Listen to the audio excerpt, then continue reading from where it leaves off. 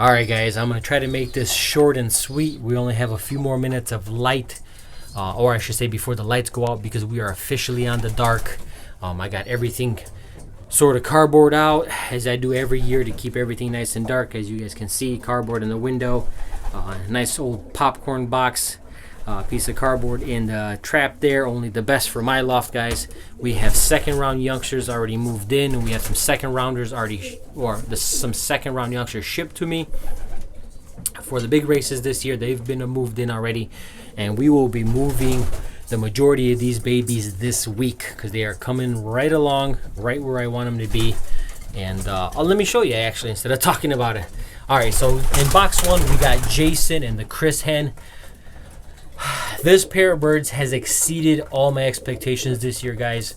I know I've talked about them in the past couple of videos, but I don't know how much more I can say. They have just raised youngsters right. That's the best way I can express it. From the first round to now the third round youngsters, they're just right. They raise them at the right rate. They hatch them at the right rate. They raise them at the right rate. Well fed. No issues whatsoever. She's not a young hen. She's probably about a 6-year-old hen.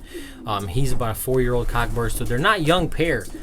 And it shows the quality, I think, in my opinion, when they raise them the same.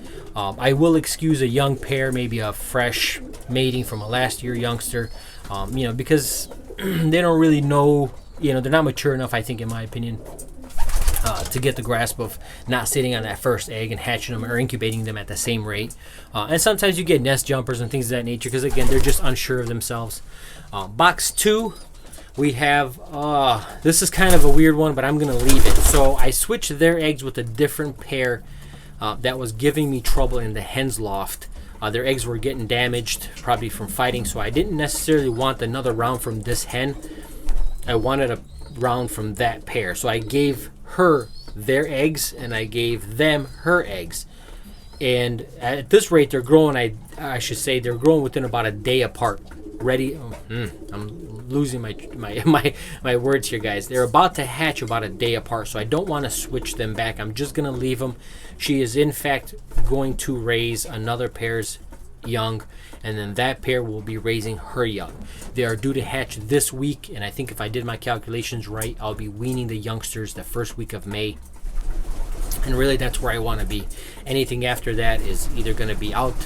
I'm going to send them out, give them away, whatever the case is. I just don't want anything after the first week of May. Box three, another nice pair. Honestly, I'll be honest with you guys, the second round is nicer than the first round. And, I do find that to be the case some years, depending on the weather, depending how occupied I am with life and things of that nature. But this set of youngsters here are much nicer, in my opinion, than the first set. They are growing, again, at an equal rate. They are beautiful little blue bar, or a little chocolate bar, and a nice little dusty blue. I like them more than I like the first round, but we're going to pay attention. Obviously, everything's noted. We'll see how they do, first round compared to second round. Gingerbread Man, we're only going to spend just a fraction of a second on his babies here. We do have two youngsters, and that's about as far as I go with that. No extra energy needed to be put on that pair whatsoever. Moving over, Boy Blue and the Cocoa Hen, two beautiful youngsters. Again, really good pair this year. First round was perfect. And when I say perfect, I mean everything went right. I don't mean to say that the birds are, by any means champions right out the bowl. I'm just saying everything sort of went right. They raised right. They grew right. They weaned right. It was perfection. Second round, same. Equal in terms of growth. I like the set of babies as much as I like the first round. No surprise there. He's produced some super birds for me. 693. They are on an egg. It is their egg. Again, only one for the third round. I am not going to leave it. There's no need, because it's about 4 days old now, and it will not hatch and wean in the time period that I need. So, unfortunately, no babies out of 693. It is what it is, guys. Down here on Titan, Titan has probably the prettiest blues I've bred this year, to be honest. And I'm not a big blue guy, but these little powder blues are just freaking gorgeous youngsters. And you guys can see they have just absolutely grown right. I mean, I hate to talk about it. I don't want to repeat myself over and over, but you can see they're just almost identical in every way. Beautiful set. Titan doesn't shock me. He's a super cock bird. And again, I think we've talked about this. He's made it to his half sister, and I'm curious to see what they do. They are on another round of eggs, but they are also about 4 days old, so I will not be keeping them. They will be out. I just want him to finish raising these 2 youngsters, and we'll move on from there. 155 and the Polish hen, 2 beautiful little youngsters. We got a little white flight this year, which is kind of common because the 155 is a white flight. So I'm excited about that. Not that I like white flights. I know there's been a theory about white feathers being of poor quality, and I have experienced that myself.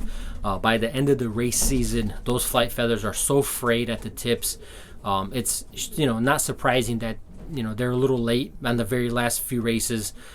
They're handicapped. How can you fly with a damaged wing, or a damaged feather, I should say?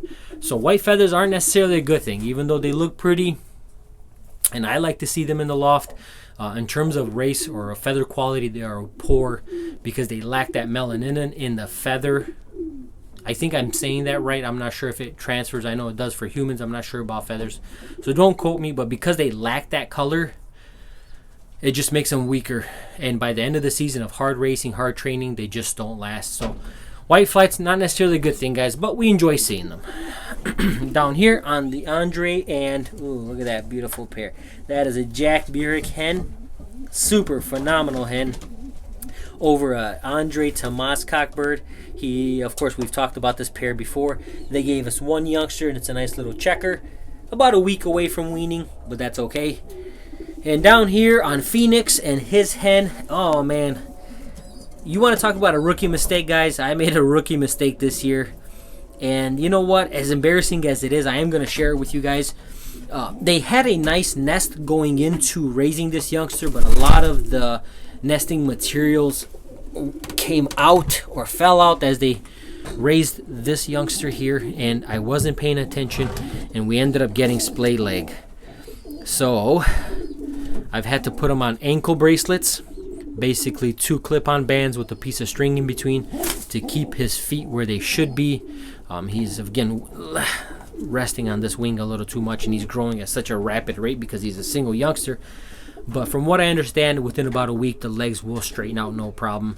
And it was only 1 leg. It was this leg here. He was resting against the side of the bull, and the leg was just kicked out trying to support himself. So we got him on ankle bracelets, and for someone like myself who's been doing this for so many years, I really kicked myself in the ass for this one. I should have known better. I should have been paying more attention. And it's a rookie mistake, and I should not have made it. And it's embarrassing to share, but we all make the mistake, guys. I think every one of us has made that mistake in the past and probably won't continue to make those mistakes. And it is what it is. I am no exception. I've said that in the past videos, in the past years of making videos. I am no exception. I also have a life and family and kids and everything else that takes a lot of my time. We have, let's not get off track here. We got 1 youngster in here, and he's not growing as nicely as I want him to. He is older by probably a few days than that youngster, and you can clearly see the difference in growth. Well fed, growing rapidly. This one is a single youngster and not doing the same. So this pair, unfortunately, is on the chopping block this year, and what I mean by that is I'm going to find homes for them. I'm not going to necessarily kill them, guys. I don't want you guys to think I'm just in here chopping heads. I'll find homes for them because I think they're worth it. They don't work for me. And up here, she is on 2 eggs, which we will not allow. Come on. There we go. She's not having it, guys. We have 2 beautiful youngsters up there as well. And that will complete our 2022 young bird season, breeding season. I was going to go over band numbers and things of that nature, but I decided not to. As the races progress, we will talk about the birds that come home on the drop, things of that nature, and we'll discuss on who the parents are. We'll go down that route. I intended on making things a bit differently, but I decided not to on the last minute. So it is what it is, guys. Keep them well fed, plenty of grit, plenty of grit daily. They need it now more than any. And we'll see you on the next one, guys.